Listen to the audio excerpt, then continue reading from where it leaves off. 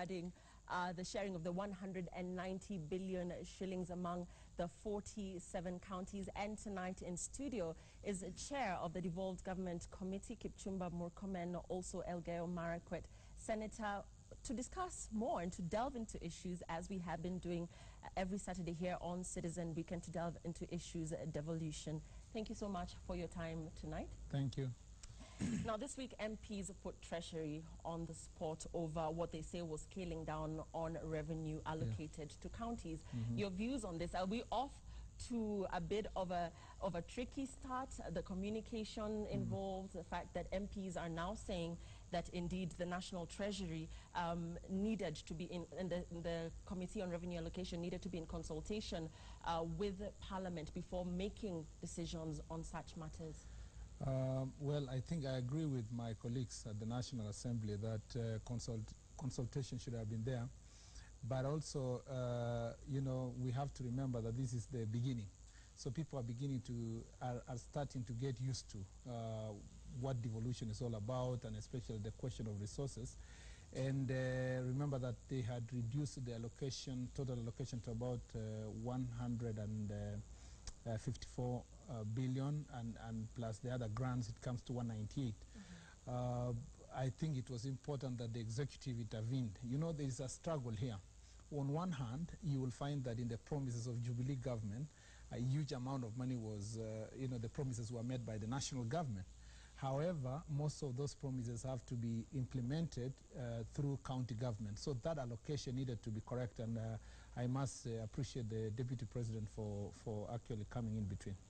Yeah. And let's talk about the minimum constitutional requirement regarding this issue. The government has promised 40% of the national budget. Where are we as regards the minimum constitutional requirement? We are okay in terms of minimum, because the Constitution says 15%, but the government has promised 40% over 5 years. So they must be making significant steps. If we are going to do 40% by 2017, then we should be able to be starting at maybe about 28, 30. But if you look at this calculation, it comes to about 23% of the national revenue. Remember, the estimates being used here are the collections for last year. So maybe the collections this year could be even higher, the revenue for the respective, I mean, the financial year that is ending might be higher than what was anticipated, because this, unfortunately, the Constitution says that you use the ones that have been accounted, but you could raise more money, and therefore there's a possibility that higher surplus might remain with national government. But this amount that has been given to counties, which is 210 billion, is a good start, but it's somewhere around 23 to 25% of the national revenue. The formula used, very interesting, the story that we just ran, the formula used in sharing the revenue across the counties. We see Nairobi there, and we've discussed this previously, but indeed good to look at it once again. We see Nairobi getting quite a significant chunk, the highest chunk really, and then we see counties like Lamu receiving the lowest. Let's just briefly go over the formula used in allocating these monies. I have had problem with this formula from the word go, because if it gives more prominence to population at the expense of poverty index, sometimes, let me use my county, Elgeyo Marakwet, for example. Of course, I expected that you would talk about the county may have 369,000 people, but it may be, you know, more difficult to supply water to household in the 300 in the county than Nairobi, which is a small area and already had infrastructure on water.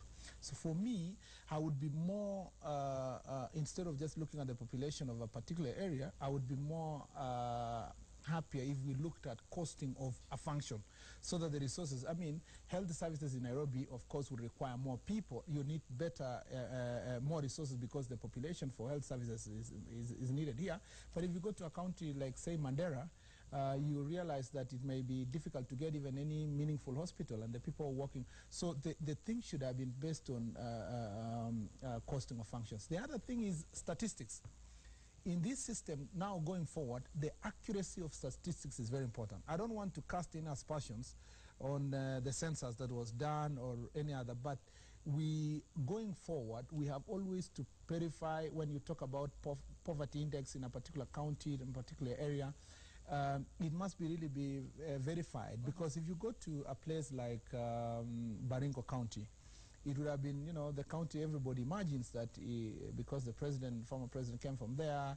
But if you look at the larger area of Baringo County, there is a lot of arid areas and need more resources. Infrastructure is not there. You go to West Pokot, you go to a place like Tana River, for example, the population is less, but the access to the area is almost impossible. So in my own argument, and we need to rediscuss this question of relying on population only, but we need to move the percentage of poverty higher, maybe to about 30%, and bring the population to about 30%. Yeah. So on a scale of 1 to 10, where would you say we are regarding the fairness of the allocation of Well, you see already the formula was passed by legislature, developed by CRA, passed by Parliament, acting that time as the National Assembly and the Senate, and of course it's coming for review next year. Right. And I think when it's reviewed, one of my main proposals is that we need to ensure that this percentage for poverty comes higher than a little bit bring down the population issue. Although encouraging also to hear, as we move away from this issue, of course, encouraging to hear that in counties like Lamu, the share allocated might be low, but indeed when you do the math as regards per person, how much somebody would get, it would be higher than what people in Nairobi would get, seeing that it's a larger population in Nairobi. I think the advantage of Lamu is that they are able to raise more resources using tourism. Right, tourism. There is an opportunity. You know, my fear is that some of the counties have no internal income. You know, Nairobi will raise more money than the one allocated, for example. So the challenge for counties, including my county and other counties that are lower there, is to look for ways to attract more investors and to get more resources coming to the county, develop areas like tourism, among others. But again, you cannot be able to develop these areas without the resources. So my proposal would be, at the beginning, there should have been seed money that is given to counties, you know, like Siaya, Homa Bay, or, you know, any other county that basically looks like has been marginalized for a long time. You give them seed money, and that money is the one that they will use to develop certain areas that will give them comparative advantage. Finally, in my estimation, we need to also be able to ensure that counties have the capacity to consume that resource. Because remember, the ministry usually return money at the end of the financial year. I'll not be surprised that some counties will return the money or are unable to use the money in that financial year. And therefore, even we cry for more money, we must also build the necessary capacity at the local level, including procurement processes, you know, among So others. indeed important to ensure that devolved government can generate a revenue outside of what they're getting from the national government is what I'm hearing from you. Let's talk about the Constituency Development Fund and where this will be factored. Will this be factored rather in the national budget? Yes. Or where does CDF it lie? is the extra amount that goes to the counties, but through a structure that would basically be said it's a national government structure. In the sense, the closest it comes for me constitutionally is like it's a grant from national government to the constituencies for purpose of developing the constituency. The challenge going forward in terms of reforming CDF, we need to know exactly what projects it's going to do. And my proposal has been that it's better we take the resources that have been put in CDF, agree that in a particular financial year on a period, it goes to education, for example, so that then the other resources that are coming to county government can go to other projects. We have discussed with you here before, and I have always said that the counties that are going to utilize the resource of CDF and the ones that come from allocated to counties properly are those that have county strategic plan, so that then you don't have double allocation to the same project. Right. Let's talk about last week the issue of the MP's pay dominated highlights across the country. But let's talk about county reps now. County reps now feeling a bit disadvantaged as regards their pay, calling for a higher pay park, saying that they have to traverse long distances to go to the county assemblies, for instance, that being one of the issues. A lot of them saying 79,000 shillings really is not money that they can do much with, talking about fundraisings that they must attend, funerals that they must attend, weddings and what have you, and a lot of appearances really socially that they must make. Your take on this? First of all, I want to give you historical perspective. I was in the task force on devolved government. We are the ones that came up with the formula that we need 1450 wards across the country. And we did it simple. We said 290 constituencies, assumed that every constituency will have 5 wards, so we did 290 times 5, it came to 1415. Then we distributed that using the population.